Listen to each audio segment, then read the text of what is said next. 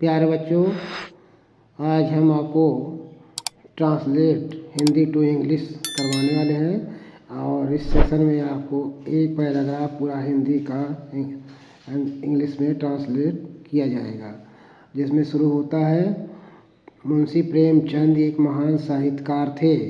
मुंशी प्रेमचंद एक महान साहित्यकार थे, उसका इंग्लिश में ट्रांसलेट हो रहा है। तो मुंशी प्रेमचंद सब्जेक्ट है, तो मुंशी प्रेमचंद सब्जेक्ट लिखा गया। उसके बाद थे का था होता है यानी वाज। उसके बाद एक महान ए ग्रेट साहित्यकार ऑथर, तो Munshi Premchand was a great author. ये आपका एक लाइन हुआ, एक सेंटेंस हुआ। दूसरा सेंटेंस इसमें दिया है मुंशी प्रेमचंद, उनका जन्म एक साधारण परिवार में और एक छोटे से गांव में हुआ था। यानी वह एक साधारण परिवार में और छोटे से गांव में पैदा हुए थे, है ना। तो उसी का हमको करना है। तो ट्रांसलेट किया गया है ही वाज बॉर्न, यानी उनका जन्म। ही वाज बॉर्न, उनका मतलब he was born in a simple family residing in A small village. ये पूरा एक छोटे से गांव में, इन ए स्मॉल विलेज, यानी पूरा जो आपका सेंटेंस है वह हिंदी से इंग्लिश में ट्रांसलेट किया गया। और तीसरा सेंटेंस है आपका पैराग्राफ का, फिर भी वे पूरे विश्व में प्रसिद्ध हुए। फिर भी का होता है स्टिल वे मतलब ही प्रसिद्ध हुए, बिकेम फेमस। कहाँ प्रसिद्ध हुए? पूरे विश्व में, ऑल ओवर द वर्ल्ड। पूरे विश्व में मतलब होता है ऑल ओवर द वर्ल्ड, यानी still he became famous all over the world.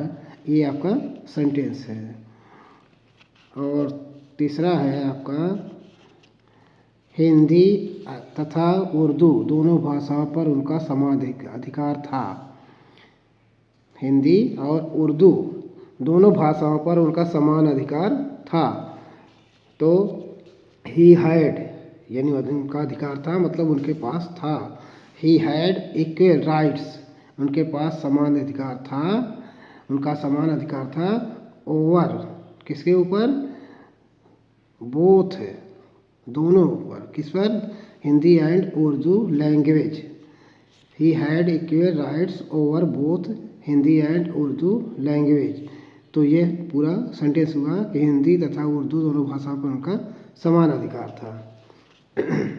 अगला सेंटेंस है उपन्यास एंड कहानियाँ लिखने में वे कुशल थे। यानी कुशल थे मतलब स्किल थे। तो कहने का मतलब है ही वाज स्किल्ड, वह कुशल थे। In writing novels and stories, novels माने उपन्यास और स्टोरीज माने कहानियाँ। वे कहानियाँ और उपन्यास लिखने में कुशल थे, यानी चालाक थे। अगला सेंटेंस दिया है उनके उपन्यासों में भारतीय समाज का सजीव चित्रण मिलता है।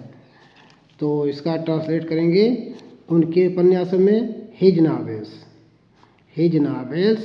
गिव्स, यानी उनके उपन्यासों में या वे अपने उपन्यासों में देते हैं, क्या देते हैं? ए विविड डिपिक्शन का मतलब होता है सजीव चित्रण, एक सजीव चित्रण ऑफ द इंडियन सोसाइटी, यानी भारतीय समाज का एक सजीव चित्रण प्रस्तुत करते हैं, देते हैं। उसके बाद आपका है उनकी पुस्तकों का संसार की अधिकांश भाषाओं में अनुवाद हुआ। यानी जो उनकी पुस्तक थी वह संसार के कई भाषाओं में अनुवाद किया गया।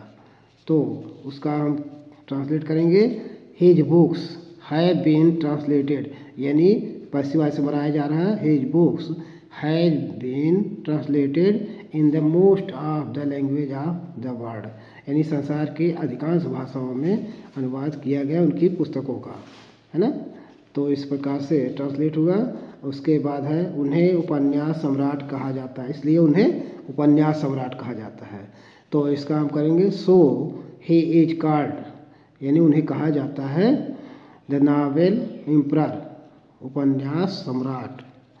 उसके बाद है वे एक सफल एवं लोकप्रिय शिक्षक थे, वे एक सफल और लोकप्रिय शिक्षक थे, यानी टीचर थे, है ना।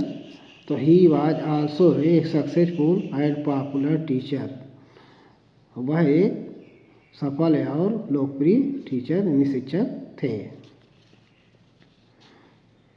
अगला है कम पढ़े लिखे लोग भी उनकी पुस्तकों को रुचि के साथ पढ़ते थे।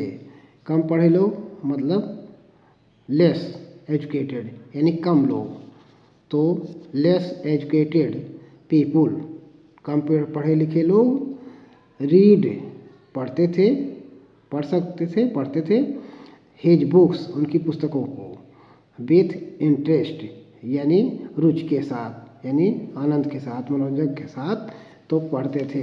तो ये आपका पूरा एक पैराग्राफ का अनुवाद हिंदी टू इंग्लिश किया गया, और शायद आई होप कि आपकी सफलता में मददगार साबित हो। तो इसी के साथ इस सेक्शन हम समाप्त करते हैं। Thank you watching for this video, like and subscribe करते रहें और अपना परीक्षा की तैयारी करते रहें। धन्यवाद, नमस्कार।